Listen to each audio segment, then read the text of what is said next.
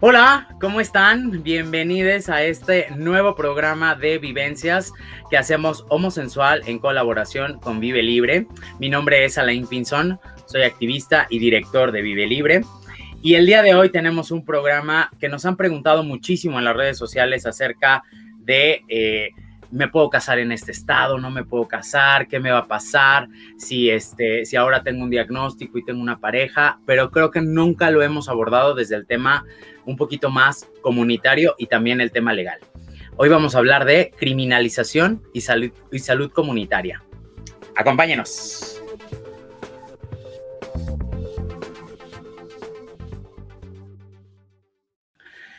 Muy bien, pues en este programa tenemos como invitado especial a Luis Manuel Arellano.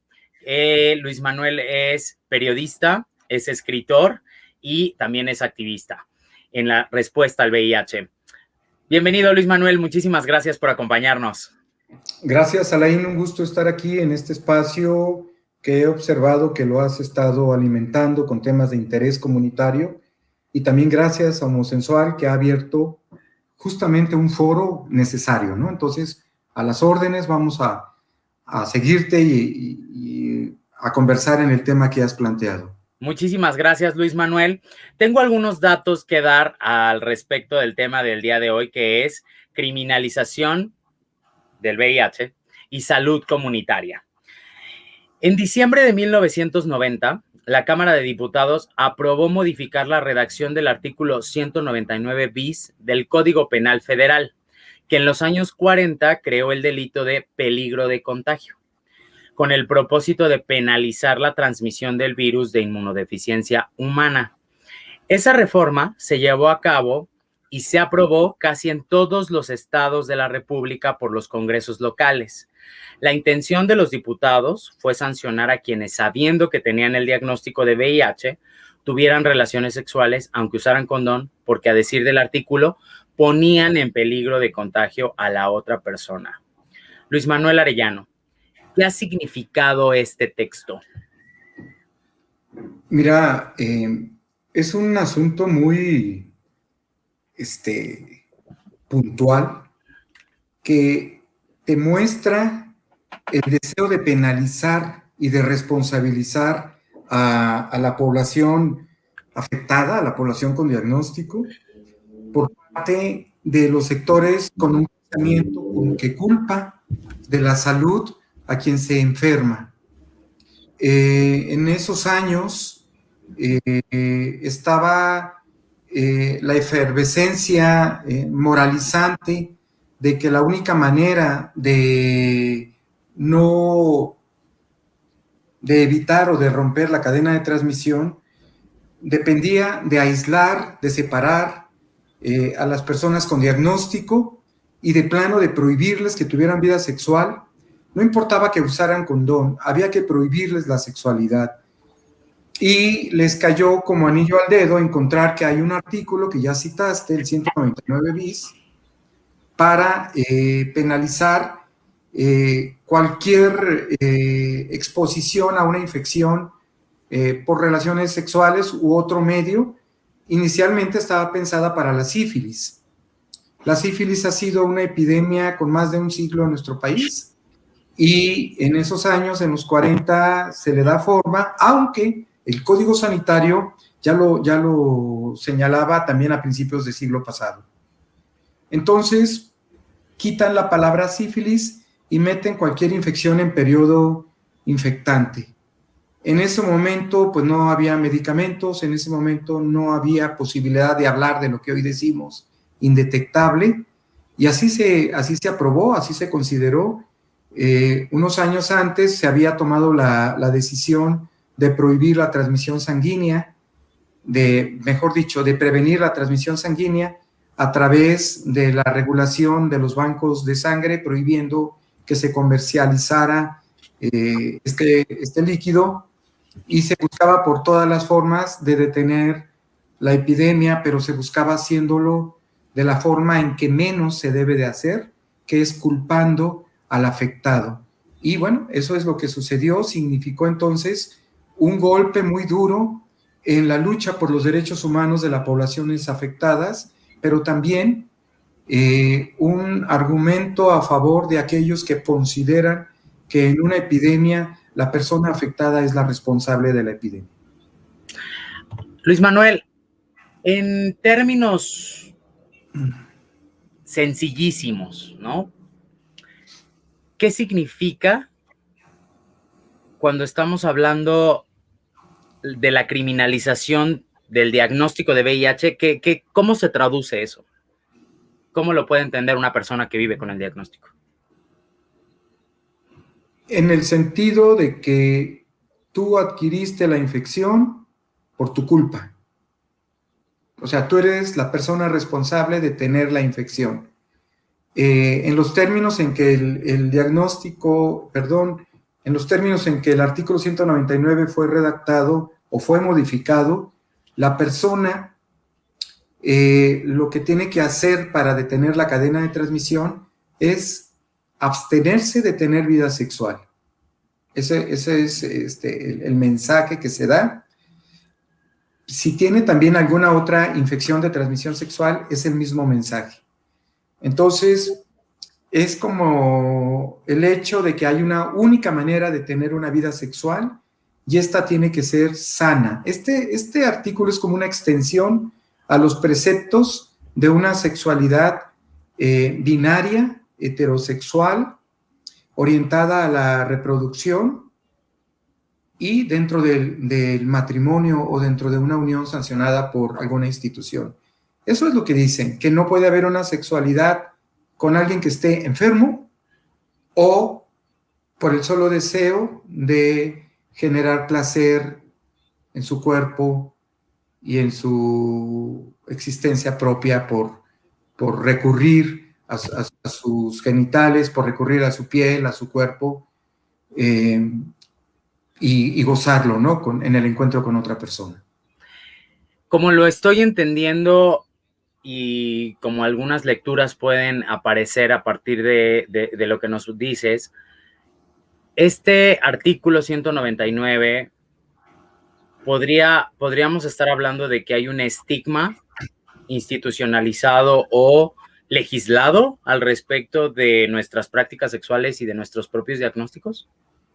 Por supuesto, los diputados recogen toda la percepción social que durante los años 80 se había impulsado desde los segmentos conservadores, ya sabes, la Iglesia Católica, el Partido Acción Nacional y otros grupos de ultraderecha que pedían separar de la vida pública a las personas con la infección, ¿no?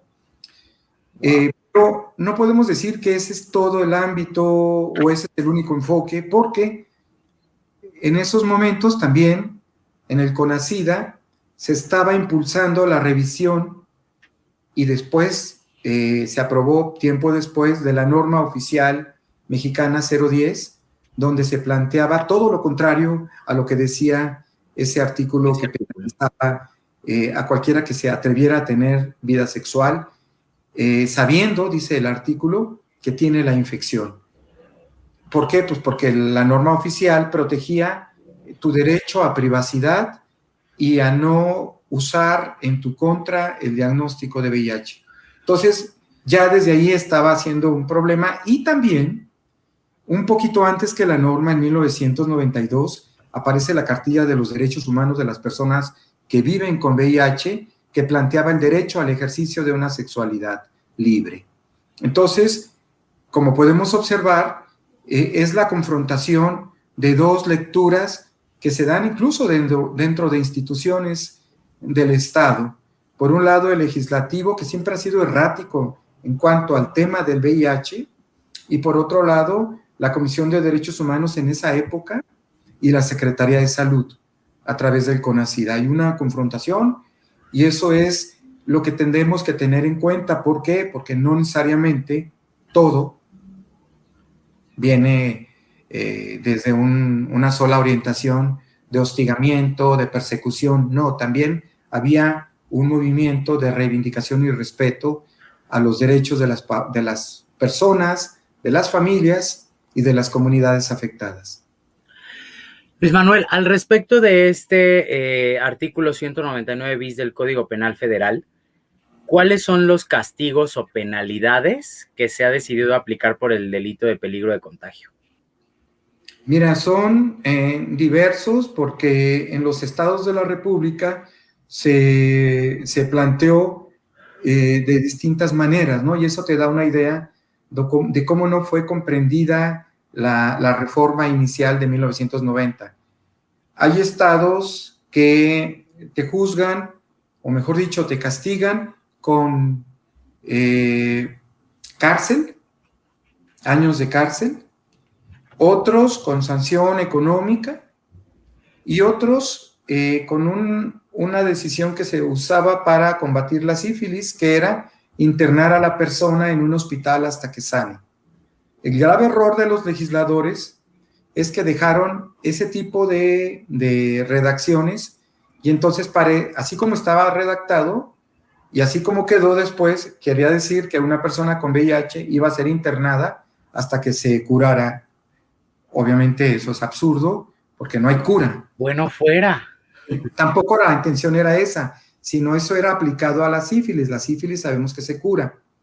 Pero para que veas el nivel de descuido de los legisladores de los distintos congresos, tanto federal como estatales, al paso de los años, ¿no?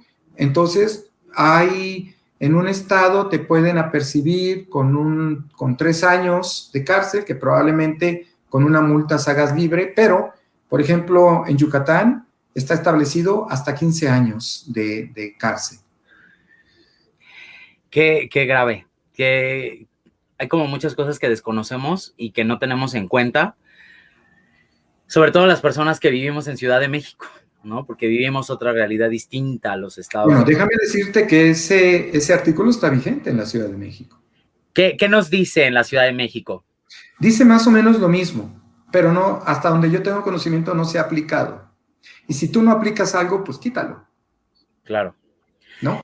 Además del Código Penal, con el artículo 199 bis, ¿en qué otras leyes se penaliza el diagnóstico de VIH? El Código Civil Federal también tuvo unas reformas. Creo que es el artículo 156 y discúlpenme si no lo tengo claro. Y después se llevó a los códigos civiles en los estados para prohibir que 2 personas que tuvieran, y aquí 2 personas heterosexuales, un hombre y una mujer cisgénero, que tuvieran diagnóstico de VIH no se pudieran casar. Ese es como el otro. Para eso son los estudios previos que había antes para la sífilis. O sea, la idea era que si una mujer se embarazaba, no tuviera sífilis para no transmitir perinatalmente a su hijo la infección. También estaba castigada en la redacción anterior la transmisión por amamantamiento de una nodriza que tuviera sífilis. Pero cuando se lleva con el tema del VIH a los códigos civiles, en algunos estados el PAN impulsó la figura de un código familiar, todavía más conservador el concepto. Sí. La idea es que no te cases si tú tienes VIH. Y por otro lado, si después de haberte casado hay VIH, en los códigos regularmente ponen SIDA, no ponen VIH. Si hay SIDA es motivo de divorcio, por ejemplo, ¿no? Entonces, pues eso es criminalizar, sin duda, y por donde le queramos ver, ¿no? Claro. Y que desde hace muchos años la transmisión perinatal es controlable, se puede evitar, siempre y cuando haya un diagnóstico. Y bueno, pues como puedes ver, ahí está eso. También en su momento, y fue muy polémico, la norma oficial de sangre prohibía a los hombres homosexuales o bisexuales, entre otras clasificaciones, que donaran sangre. Si bien donar no es un derecho, tampoco tendría que ser una obligación para poblaciones que no lo puedan hacer. Sabemos bien que la población de hombres que tienen sexo con hombres concentra el mayor número de casos de VIH, y en ese sentido puede ser comprensible reducir riesgos, ¿no? Sobre todo en quienes no han sido diagnosticados. Claro. Pero El asunto es que muchos hombres gays o bisexuales que querían o se les pedía una donación de sangre para una operación, ¿a quién le pedían? Pues sus amigos y todos sus amigos gays. Entonces llegaban todos en tropa, bien solidarios a donar. No, no, ustedes no pueden porque son gays. Bueno, ¿y a quién le pido? ¿O a quién le compro si ya está prohibido vender la sangre? No, pues a ver a quién traes, ¿no? ¿Me explico? Entonces, ya no está esa disposición. Se quitó, los epidemiólogos la lamentan, yo no la lamento. A mí me parece que hacerle una prueba, un tamizaje a una persona con VIH en un banco de sangre es la mejor oportunidad de diagnosticar a quienes han ido a los centros de detección ordinarios. Claro, y actualmente se utiliza mucho para el tema de hepatitis C, que está el programa nacional en marcha. También. ¿No? En esta... O sea, hay que hacer tamizajes. De todas formas, a nadie le transfunden la sangre que se le acaba de tomar a otra persona. Claro. Un proceso todavía, pero podías hacer un tamizaje, ¿no? Sí. Se pierde esa oportunidad. Hay algo muy curioso que pasó apenas en los últimos meses en Jalisco, en donde los colectivos de defensa de derechos humanos LGBTTI allá en Jalisco lograron que el Congreso reformara una de estas leyes, ¿no? Familiares, que impedía como casarte si tenías un diagnóstico sin decírselo a la pareja, ¿no? Ahora creo que, no sé si me encanta, no sé si estoy como cómodo con eso, pero bueno, es un avance y un esfuerzo que han hecho allá la gente de Jalisco, que ahora sí se pueden casar, pero tiene que haber un consentimiento o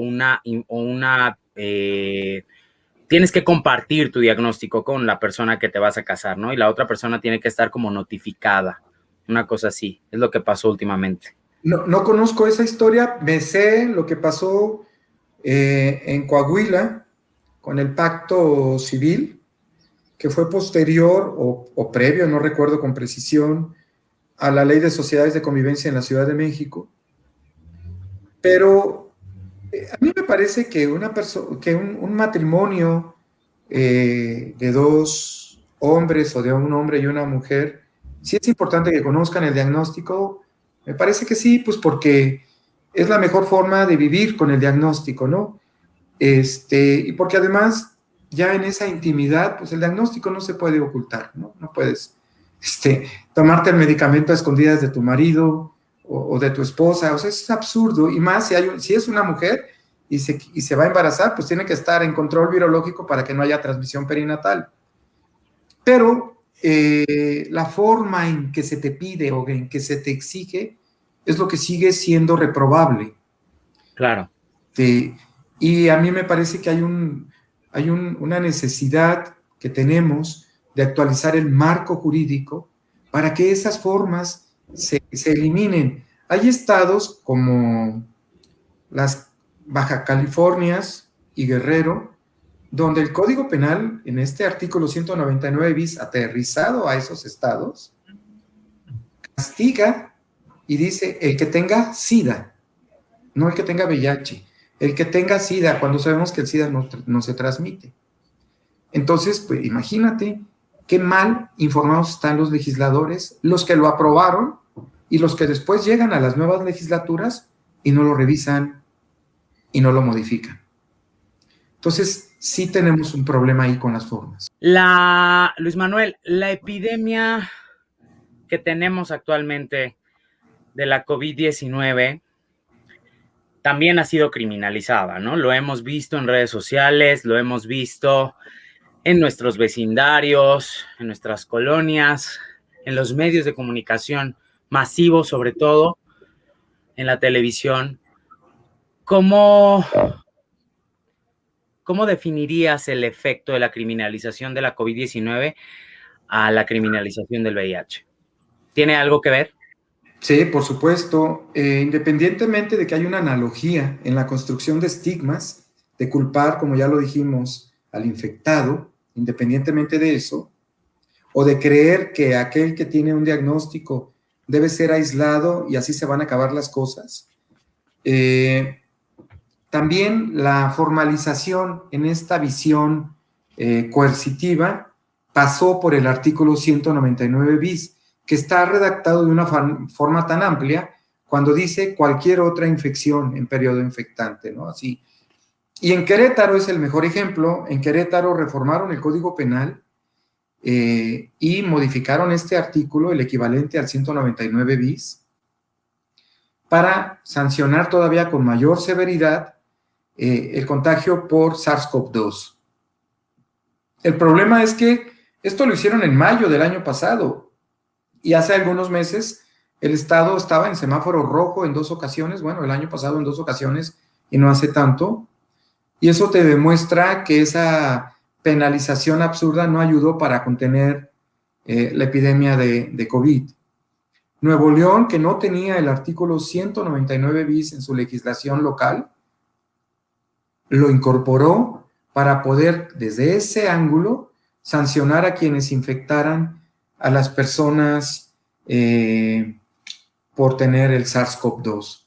Entonces, ¿qué va a pasar? Que ahora que desaparezca, porque va a desaparecer o va a bajar o se va a controlar la virulencia del COVID-19 y la transmisión del coronavirus, esos artículos ya quedaron modificados. Incrementaron penas, en Nuevo León no existía, y se van a seguir aplicando para personas con VIH o con cualquier otra infección de transmisión sexual. Ese es el impacto, ¿no? Porque el VIH configura otro tipo de epidemia para la que no hay cura, para la que se están indagando otra vez vacunas, y pues que sigue su propia dinámica. Y nosotros veamos, a 40 años de que aparecieron, casi 40 años, los primeros casos de VIH y se estigmatizaron, hoy, en el 2021, el VIH sigue estando estigmatizado. Y mientras haya estigmas, habrá leyes, códigos y disposiciones normativas que penalicen aquello que se estigmatizó. Hubo un retroceso entonces al respecto, ¿no? O sea, y sí, en estados como Nuevo León, que no estaba tan presente, ahora lo está, ¿no? Incluso con penas más duras. Exacto. Y Querétaro se fortaleció ese ángulo para castigar a quienes tenga una infección cualquiera, que es el mismo deseo, si te das cuenta, de los panistas y que han llevado ese código a muchos otros estados, pero también priistas y perredistas, y algunos de Morena. O sea, en realidad, el militar en un partido no te da una liberación ideológica. Tú llegas con esa visión y es tuya, ¿no? O sea, entonces los partidos no imponen su agenda electoral a sus legisladores. Y pues sí, hay un retroceso porque se sigue recurriendo a la creencia de que penalizar al infectado es resolver un problema de salud pública. Para cerrar este programa, que me parece no solamente informativo, sino también educativo al respecto de nuestros derechos y de lo que puede afectarnos en cualquiera de nuestras esferas interpersonales, ¿qué le dirías, qué le recomendarías a una persona que está tal vez sufriendo algún tipo de amenaza al respecto de su diagnóstico, con alguna denuncia o ahora últimamente se ha puesto muy de moda esto de quemar a la persona en redes sociales? ¿Qué le dirías? Porque me parece que el tema penal, ¿no? Puede traer problemas, pero creo que uno de los mayores problemas es lo que pasa, lo que sientes, con lo que te quedas, ¿no? De ese estigma oficial que existe ahí, que puede castigarte.